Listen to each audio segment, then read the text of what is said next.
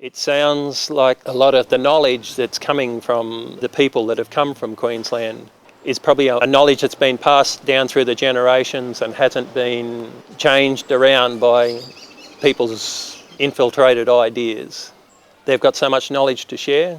It's a knowledge that seems to still be proven and understood.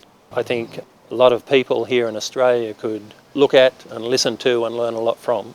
It was just the fact that it happened, I think, is a highlight. The fact that we're starting to blend two cultures that I think we've been very remiss not to have blended in the past. It's sad for us when the Victoria people lost their homes. Like Our Lady said, it hurt our hearts up there when you guys had the horrible fires down here, because, it doesn't need to happen. Seeing the country and the people and the plants and animals like that was heartbreaking. I think your codes say, from an ecological perspective, from a science perspective, burn once in 5 years or once in 10 years. That's too long. Your fuel loads must be ridiculous. Because our burning's about government and politics. There are guests on this earth, here, guests. So my name's Dorothy Puchamanka. Hello, I'm Dawn from Arakoon. I'm a traditional Davik Munkan tribe from Cape York. We show them how to burn the bushfire the right way, as we do at home. I'm Tim Lavers. I'm from the Indigo Valley. Been part of the grassy Oxwoodland projects for about 4 or 5 years now.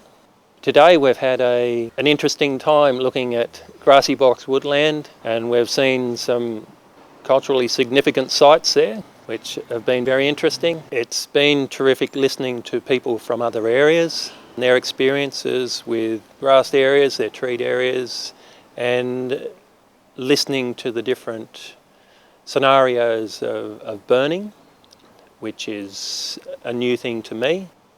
I think there's a lot in it. From what I've learnt today, we in the past have been taught one or two things with using fire, which have mainly annihilated and destroyed pretty well everything that was on the ground. Where I've been taught through Taipan, that is against the law. That's no good, if you've been punished for that type of burning. Because everything relies on that canopy, all your insects, the flowers. If you want the animals to stay here, they have to burn this time of season. Every year you burn it. Now it's the time you can burn it. The moisture is still in the ground now, and you need that wind to help push that fire through nice and slow. And everything that grows in between these grasses, all the things that need that moisture, they'll still be protected from that fire. Small little circles, not like big long lines. If you have a big long line fire, it's hot. If you have a circle fire with a little patch at the top like that, it burns back on itself, and that also keeps it nice and cool. Once that fire joins up, it feeds itself with its own heat, and it goes through everything and it burns everything hot and not much left. Before you light that fire, you can find these and see how I've done just clean around from it, because they live a long time, these trees, and they're used to fire. They need fire to regenerate, but if you put that fire in too late and it's hot, it will kill this tree. But if you have a cool fire go through, you'll be okay. And so will all the other things that grow between these grasses, the sundews, the lilies. This is important because it's going to grow into that big tree, and as these big trees die, they need these little ones to come up. The other thing is, because this area is so wet, if you don't burn it at the right time or you don't burn it at all, these seeds on here, even though this grows from a tussock, there's no room for the babies to come up. And because it's so wet, they rot. If it's wet all the time, they'll rot. And so there's no regeneration of those grasses, So don't burn it all at once and all hot to try and get it done or whatever to fit in with your work plan. I've heard some terrific stories of Queensland where they've taken hold of this, and it has really enhanced and brought the bush alive back to what it would have originally been. If we can have that here in our local area, it would be a terrific asset to the community. This is a new thing to me where we can preserve and encourage the grasses and the shrubs and the trees to actually come back. With me being a native seed collector and propagator of plants, I like to find out more info of how we can treat ground areas and also treat seeds in a different way. And I think it's very important to be involved in projects like this because caring for country has a lot of benefits to every participant because it's increasing the value of our environment, which just has to be conserved and preserved and brought to the ultimate of its condition of what we can. The journey in farming is a journey of learning, and I'm really interested in the environmental side of the farm, and also we're getting more into developing a sustainable environment for both production and also the environment, particularly involving native species such as the grasses. Just meeting the elders from the Cape and knowing a bit about the practice of burning in the north, applying it back here in a care for the country sense as well as a practical sense for reinvigorating native pastures, and that has been very helpful. All the grasses cure at different times, so do each of the ecosystems. So you're burning all the way through the year, not just getting a kerosene torch and along one side and woof, you've got a massive big fire that feeds itself. Peter, just from a farmer's point of view, the burning actually burns up a lot of the nutritional value. It's a lot of the minerals or whatever are actually being burned, going away as smoke. One of the really important things to remember is that when we think about fire, most people think about fire in a hot fire context. So when you actually burn a hot fire, pretty much everything leaves the site. So nutrients, all of this stuff here, gone by the wind, evaporates, But if you look down in here, you can still see how green everything is in the middle. But you'll watch now with what's happening here. There's actually still a lot of materials that are still sitting here on the site. And that's actually really good for your soil. Yeah. Because it's going back into your soil. It's like a compost on the top of the soil. But also because it's not charcoaled and completely left aside, it helps hold the soil particles together.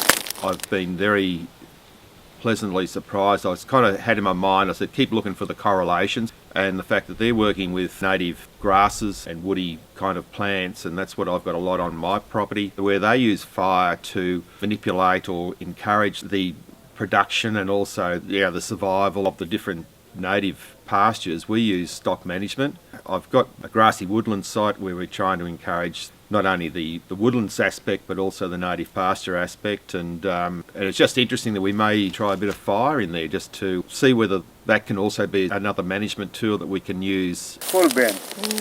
Not hot. Yeah. Otherwise it'll melt you. Yeah. Certainly with respect to fire management, the timing of burning is very significant. I've learnt that. We will burn more regularly and be a lot more conscious of the timing of burning and probably make it a year-round kind of situation with monitoring and the best times to burn. And burning grassland in winter, which it's a real challenge for people. Like, I'm sure if we'd spoken to a wider audience and said, look, we're going to go burn some native grasses today out in the bush, people are going, no, what, it's too wet, that won't burn. And what do you know? We don't have the depth of knowledge about how we manage particularly bush country. Unless you have the evidence, then it's hard to convince departments here. Part of that was getting that recognition for them old people. And they actually were awarded their honorary doctorates in 2005 for their fire knowledge and for their ecological knowledge. Evidence it's an interesting word because you can pick up something and read it in a paper and think you understand it, but you only get this much. You need to go out and learn properly. We're needing the use of fire, I believe, to return back to a natural landscape without the need of fertilisers and chemicals to try and improve farming productivity, because that way of farming is proving to be unsustainable.